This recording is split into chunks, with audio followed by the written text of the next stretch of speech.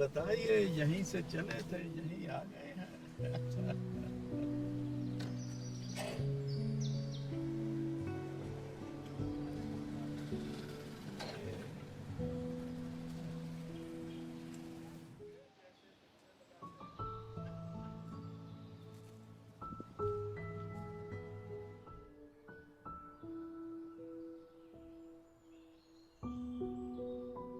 ये नीम का दरख्त कोई साधारण दरख्त नहीं है। इसका बीज लाया गया जहाँ मैं बचपन में खेलता था, मेरे गांव में। हमारे बुजुर्गों की समाधि की नीम का हमने बीज मंगवा कर। देखिए, ये तस्वीरें मेरी जिंदगी की कहानी कहती हैं कि हर चीज कोई दोस्ती की निशानी है, मेमोरी ऑफ फ्रेंडशिप है।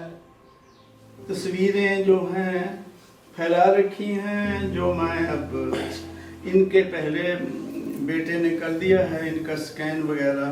तो अब फ्रेमिंग कितनी कराते जाएं। मैं बहुत घर में मुझे सुनना पड़ता है कि घर है या ये कोई अजायब घर है।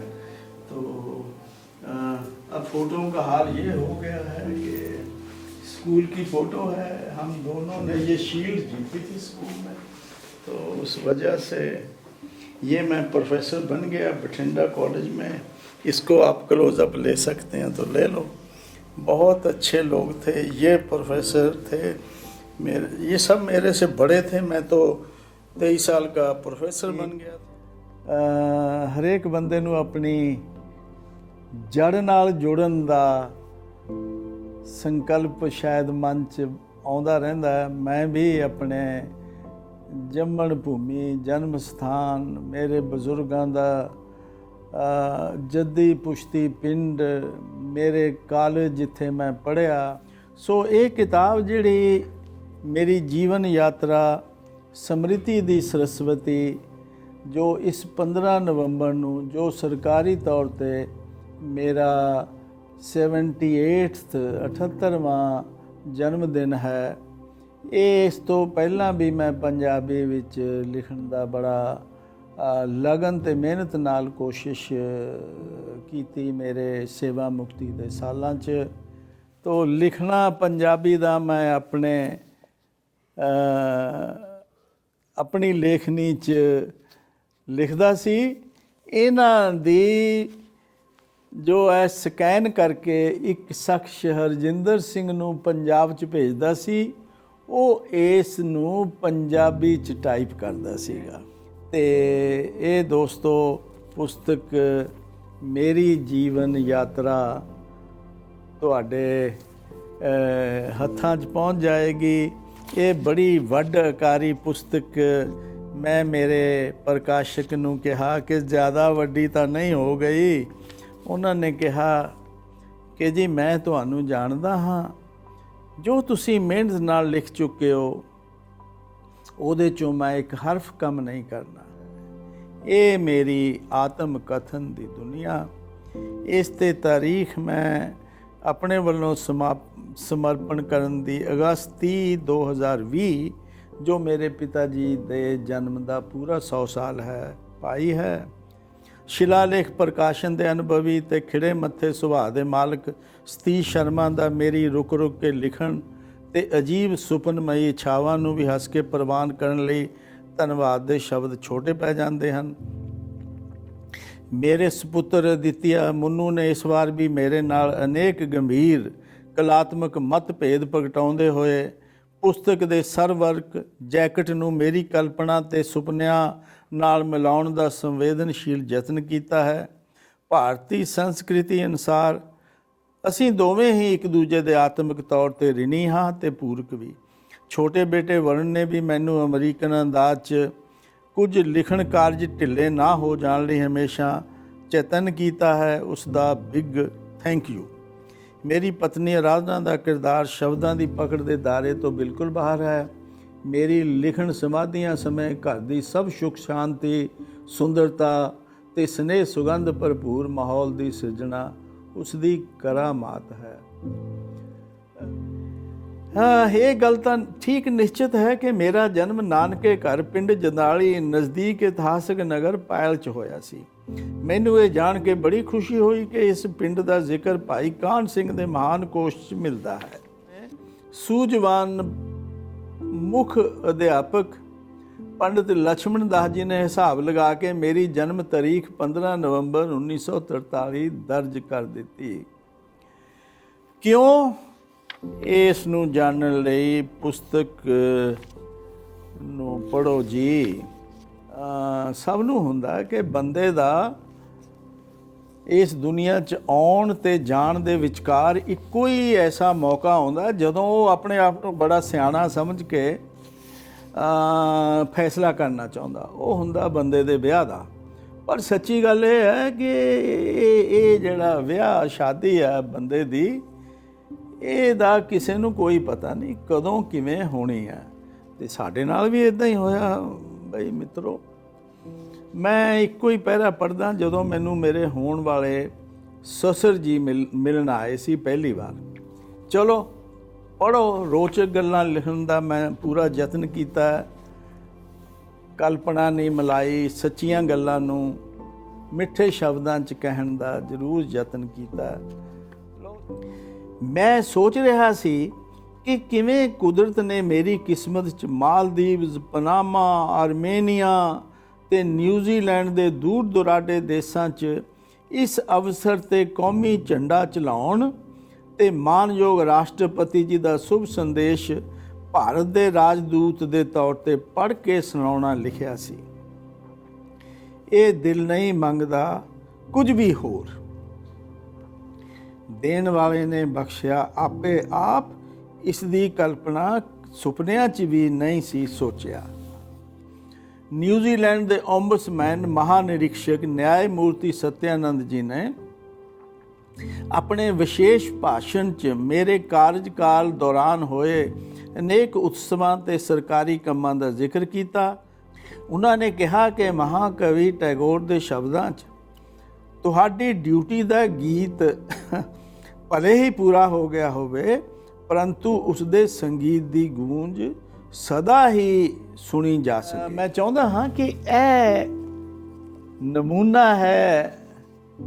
ਕੋਈ ਸੋਚ ਨਹੀਂ ਸਕਦਾ ਕਿ ਕਾਰਡ, ਪੋਸਟ ਕਾਰਡ ਪਿਤਾ ਜੀ ਮੈਨੂੰ ਲਿਖਦੇ ਸੀ। ਇਹ ਜਦੋਂ ਕਿ ਮੈਂ ਸਕੂਲ 'ਚ ਪੜ੍ਹਦਾ ਸੀਗਾ। ਹਾਂ ਪਿਆਰੇ ਦੋਸਤੋ, ਮੈਂ ਜ਼ਿਕਰ ਕੀਤਾ ਹੈ ਕਿ ਕਿਸ ਤਰ੍ਹਾਂ ਇਸ ਕਿਤਾਬ 'ਚ 24 ਪੰਨੇ ਹਨ ਜਿਹੜੇ ਉਹ ਤਸਵੀਰਾਂ ਦੇ ਹਨ। ਕਿਹਾ ਜਾਂਦਾ ਹੈ ਕਿ ਇੱਕ ਤਸਵੀਰ 100 ਕਹਾਣੀਆਂ ਦੱਸਦੀ ਹੈ। ਇੱਕ ਅਕਸ ਔਰ 100 ਅਫਸਾਨੇ ਉਰਦੂ ਵਾਲੇ ਕਹਿੰਦੇ ਆ। ਤੋ ਦੋਸਤੋ, ਇਹ ਪਹਿਲਾ ਪੰਨਾ ਜੋ ਤਸਵੀਰਾਂ ਵਾਲਾ ਹੈ, ਇਹ ਮੇਰੇ ਖਾਨਦਾਨ ਦਾ ਇਤਿਹਾਸ ਤੇ ਇੱਕ ਝਾਤ ਮਾਰਦਾ ਹੈ। ਉੱਪਰ ਸਮਾਧੀ ਹੈ ਮੇਰੇ ਬਜ਼ੁਰਗਾਂ ਦੀ, ਜਿਹੜੀ ਕਿ 1844 'ਚ ਪੂਰੀ ਹੋਈ। ਇਹ ਦੋ ਤਸਵੀਰਾਂ ਮੇਰੇ ਪਿਤਾ ਜੀ ਦੀਆਂ ਨੇ। ਜ਼ਿੰਦਗੀ 'ਚੋਂ ਉਹਨਾਂ ਦੀ ਵਿਦਵਤਾ ਦੱਸਦੀ ਹੈ। ਇਹ ਉਹਨਾਂ ਦਾ ਕਲਾਵਾਂ ਦਾ ਸ਼ੌਕ, ਸੰਗੀਤ ਹੈ। ਇਹ ਬੱਚੇ 4 ਬੈਠੇ ਨੇ। ਮੈਂ ਪਤਾ ਨਹੀਂ ਕਿੱਥੇ ਸੀ, ਮੈਨੂੰ ਲੱਭਦੇ ਹੋਣਗੇ, ਮੈਂ ਮਿਲਿਆ ਨਹੀਂ। ਇਹ ਬੱਚੇ 'ਚ ਛੋਟਾ ਜਿਹਾ ਬੱਚਾ ਜਿਹੜਾ ਹੈ, ਇਹ ਬ੍ਰਿਗੇਡੀਅਰ ਬਣ ਕੇ ਰਿਟਾਇਰ ਹੋਏ ਨੂੰ ਬਥੇਰੇ ਦਿਨ ਹੋ ਗਏ। ਮੈਂ ਇਹਨੂੰ ਹੱਸਦਾ ਰਹਿਣਾ ਕਿ ਮੈਨੂੰ ਪਤਾ ਜਿੱਦਣ ਤੂੰ ਜੰਮਿਆ ਸੀਗਾ। ਇਹ ਮੇਰੇ ਜਨਮ ਨਾਲ ਤਾਲੁਕ ਹੈ। ਇਹ ਮੈਂ ਛੋਟਾ ਜਿਹਾ ਬੈਠਾ, ਮੇਰੀ ਨਾਨੀ, ਮੇਰੀ ਗ੍ਰੈਂਡ ਮਦਰ, ਮੇਰੇ ਬਾਬਾ ਦੀ ਭੂਆ ਜੀ ਜੋ ਕਲਕੱਤੇ ਦੇ ਮਸ਼ਹੂਰ ਵਪਾਰੀ ਘਰ 'ਚ ਵਿਆਹੀ ਹੋਈ ਸੀ, ਕਿ ਉਹ ਕਹਿੰਦੇ ਸੀ ਫਸਟ ਡਿਜ਼ਰਵ ਦੈਨ ਡਿਜ਼ਾਇਰ। ਇਹ ਕ੍ਰਿਸ਼ਨ ਬਲਦੇਵ ਵੈਦ ਅੰਤਰਰਾਸ਼ਟਰੀ ਇੰਟਰਨੈਸ਼ਨਲ ਫੇਮ ਦੇ ਰਾਈਟਰ ਬਣੇ। ਇਹ ਮੇਰੀ ਤਸਵੀਰ ਹੈ DAV ਕਾਲਜ ਜਲੰਧਰ ਦੀ। ਇਹ ਟਰਾਫੀਆਂ ਜਿੱਤਣ ਵਾਲੇ ਅਸੀਂ ਬੈਸਟ। ਮੈਂ ਉਸ ਵੇਲੇ ਪਗੜੀ ਵੀ ਬੰਨ੍ਹਦਾ ਰਿਹਾ ਹਾਂਗਾ। ਤੋ ਇਹ ਫਿਰ ਮੈਂ 55 ਸਾਲ ਬਾਅਦ DAV ਕਾਲਜ ਗਿਆ ਲੈਕਚਰ ਦੇਣ ਲਈ। ਉਦੋਂ ਮੈਂ ਫਿਰ ਹਿੰਦੁਸਤਾਨ ਦੇ ਜਿਹੜਾ ਹੈ ਰਿਪਰੈਜ਼ੈਂਟਿੰਗ ਇੰਡੀਆ ਵਿਦ ਪ੍ਰਾਈਡ, ਇਸ ਵਿਸ਼ੇ 'ਤੇ ਉੱਥੇ ਲੈਕਚਰ ਦਿੱਤਾ ਸੀ। ਇਹ ਭੇਜੂਗੀ। ਇਹ ਕ੍ਰਿਕਟ ਦੀ ਟੀਮ ਨਾਲ ਆ ਅਸੀਂ, ਇਹ ਸਰ ਐਡਮੰਡ ਹਿਲੇਰੀ ਨਾਲ ਆ।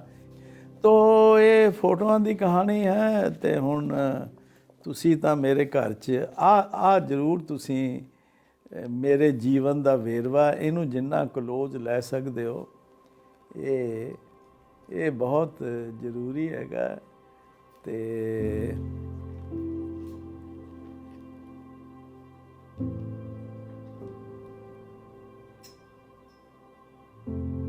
ਇਹਦੇ 'ਚ ਮੇਰਾ ਸਾਰਾ ਜੀਵਨ ਦਾ ਕਿਹੜੇ ਵਕਤ ਮੈਂ ਕਿੱਥੇ ਕੀ ਕੀਤਾ ਉਹ ਸਾਰਾ ਜ਼ਿਕਰ ਹੈ।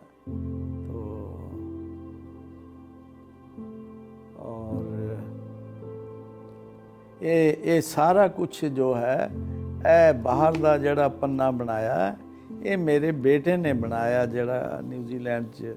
ਇਹ ਉਸੇ ਨੇ ਉਹਦਾ ਜਿਹੜਾ ਸਾਡੇ ਬਜ਼ੁਰਗਾਂ ਦੀ ਸਮਾਧ ਹੈ ਉਸ ਦਾ ਰੂਪ ਬਣਾਇਆ। ਇਹ ਸਮਾਧ ਦਾ ਸਾਰਾ ਵਰਣਨ ਹੈ ਕਿ ਇਹ ਕਿੱਦਾਂ ਬਣਾਈ ਗਈ, ਇਹ ਕਿੱਥੋਂ ਕਾਰੀਗਰ ਆਏ, ਇੱਥੇ ਕਿਵੇਂ ਐਡਾ ਵੱਡਾ ਮੇਲਾ ਲੱਗਦਾ ਹਰ ਸਾਲ ਲੋਹੜੀ ਨੂੰ। ਤੋ ਇਹ ਜਿਹੜਾ ਹੈ ਬਈ ਆਪਾਂ ਗੱਲ ਨਹੀਂ ਕਰ ਸਕੇ। ਸਰਸਵਤੀ ਦਰਿਆ ਹੈ, ਕਹਿੰਦੇ ਉਹ ਜ਼ਮੀਨ 'ਚ ਹੀ ਚਲਿਆ ਗਿਆ।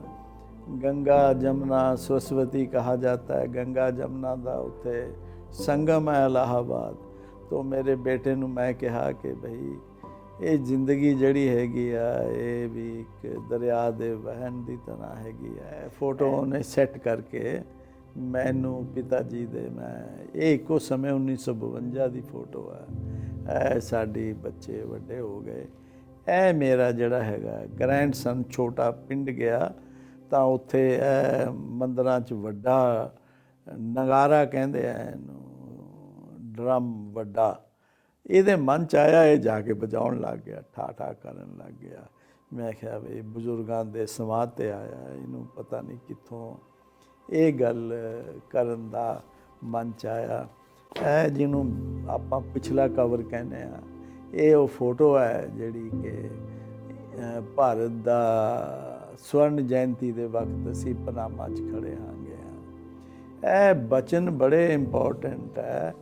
ਇਹ ਬਹੁਤ ਬੜੇ ਲੇਖਕ ਪ੍ਰੋਫੈਸਰ ਪੂਰਨ ਸਿੰਘ ਕਹਿੰਦੇ ਆ, ਮੇਰੀ ਤਕਦੀਰ ਇਸ ਅਨਿਸ਼ਚਿਤ ਦੁਨੀਆ ਵਿੱਚ ਅਨੋਖੀ ਰਹੀ ਹੈ, ਕਿਸੇ ਕਹਾਣੀ ਨਾਲੋਂ ਵੀ ਅਨੋਖੀ। ਯਾਦਾਂ ਜ਼ਿੰਦਗੀ ਹਨ ਤੇ ਮਨ ਦੀ ਟੋਕਰੀ ਵਿੱਚ ਫੁੱਲਾਂ ਨੂੰ, ਮਨੁੱਖਾਂ ਨੂੰ ਤੇ ਸਿਤਾਰਿਆਂ ਨੂੰ ਇਕੱਠਾ ਕਰੀ ਜਾਣਾ ਅਤੀ ਸ਼ਾਨਦਾਰ ਰੁਝੇਵਾਂ ਹੈ। ਇਹ ਉਹ ਚਿੱਠੀ ਜਿਹੜੀ ਮੈਨੂੰ ਪ੍ਰੋਫੈਸਰ ਸਾਹਿਬ ਨੇ ਲਿਖੀ ਕਿ ਤੁਸੀਂ ਆਪਣੀ ਆਤਮ ਕਥਾ ਲਿਖਣ ਦਾ ਮੇਰੇ ਨਾਲ ਪ੍ਰਤਿਗਿਆ ਕਰੋ। ਉਹ ਚਿੱਠੀ 'ਚ ਉਹ ਲਿਖਦੇ ਆ, ਮੈਂ ਤੁਹਾਡੀ 1995 ਦੀ ਵਿਥਿਆ ਪੜ੍ਹ ਲਈ ਹੈ, ਬੜਾ ਸਵਾਦ ਆਇਆ।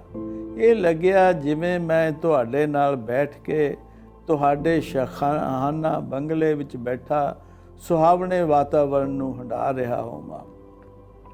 ਇਹ ਪੜ੍ਹ ਕੇ ਮੇਰੇ ਅੰਦਰ ਇੱਕਦਮ ਰੋਸ ਦੀ ਸੁਰ ਉਪਜੀ ਹੈ ਕਿ ਜਿਹੜਾ ਬੰਦਾ ਇੰਨਾ ਸੁੰਦਰ ਲਿਖ ਸਕਦਾ ਹੈ, ਉਸ ਦੀ ਕਲਮ ਤੋਂ ਪੰਜਾਬੀ ਵਾਂਝੀ ਕਿਉਂ ਰਹੇ। ਜਿਵੇਂ ਮੈਂ ਅੱਗੇ ਲਿਖਿਆ ਸੀ, ਤੁਸੀਂ ਆਪਣੀ ਦੂਤਗਿਰੀ ਬਾਰੇ ਇੱਕ ਕਿਤਾਬ ਲਿਖੋ ਨਿਸ਼ੰਗ ਹੋ ਕੇ। ਇਹ ਕਿਤਾਬ ਅਜੇ ਨਹੀਂ ਛਪਾਣੀ ਹੋਵੇਗੀ ਤਾਂ ਉਡੀਕ ਲਵਾਂਗੇ, ਰਿਟਾਇਰ ਹੋਣ ਪਿੱਛੋਂ ਛਪ ਜਾਵੇਗੀ, ਪਰ ਤਿਆਰੀ ਨਾਲੋਂ ਨਾਲ ਹੋਣੀ ਚਾਹੀਦੀ ਹੈ। ਤੁਸੀਂ ਬਾਕਾਇਦਗੀ ਨਾਲ ਲਿਖਦੇ ਰਹੋ। ਪ੍ਰੋਫੈਸਰ ਪ੍ਰੀਤਮ ਸਿੰਘ, ਪੱਤਰ ਮਿਤੀ 11 ਫਰਵਰੀ 1996। ਸੋ 1/4 ਸਦੀ ਲੱਗ ਗਈ ਮੈਨੂੰ ਇਹ ਪ੍ਰੋਫੈਸਰ ਸਾਹਿਬ ਨਾਲ ਆਪਣਾ ਉਹਨਾਂ ਦਾ ਪ੍ਰੇਮ ਆਦੇਸ਼ ਪੂਰਾ ਕਰਨ 'ਚ। ਬਹੁਤ ਧੰਨਵਾਦ।